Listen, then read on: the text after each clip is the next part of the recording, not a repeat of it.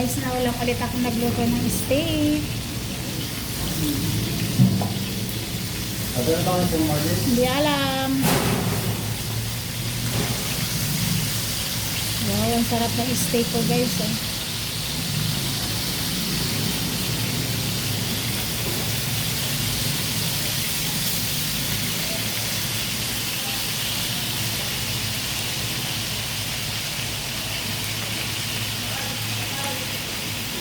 Salt and black pepper lang yan guys. And then, nag-add tayo dyan ng oil and butter.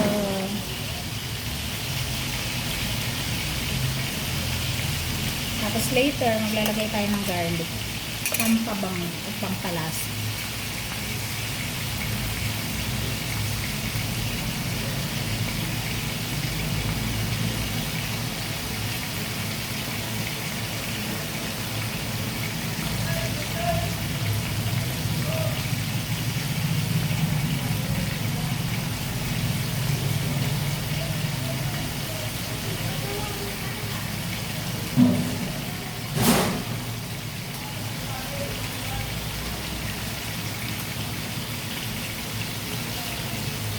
Ay!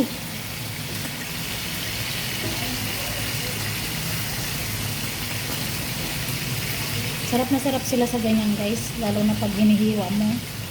Mala red pa. Ay, naku. Gustong gusto nila guys. Di ba yung sa restaurant? Pag kumakain sila, hindi ko talaga sila kayang tingnan. Talaga pag hiniwa mo, madugo-dugo pa siya. Kaya pag ako kasama nila kumain sa labas guys, doon sa Manila, kumakain kami. Yung sa akin ganyan, hindi ako kinakain, sila yung nag-ain. Kinakain pa rin nila, nagagawan sila guys. Kasi sayang daw, mahal-mahal daw yun. Hindi ako nakain ng beef, kahit anong beef, wala. Kahit burger, kahit corn beef sa lata, wala. Ay, hindi ko talaga kayang kainin guys ang beef.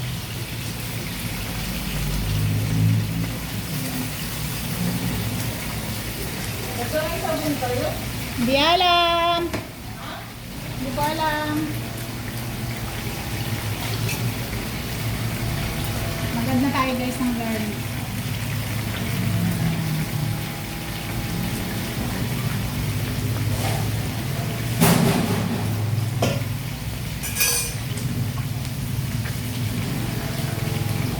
Ang bango ng aking steak. Malo. Bango ng steak ko. Bakit? Ay, doon, baradong kalan. Ay, ang kanal.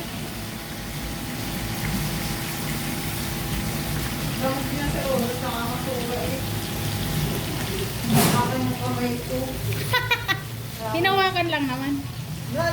Sabi, congratulations. Oh, steak, beef. Bango, no? Sarap. Pero ano? Bawal sa tulad natin. Bawal sa tulad natin. So, ayan lang guys. Thank you for watching. Bye-bye. Beef steak guys. Ang sarap na.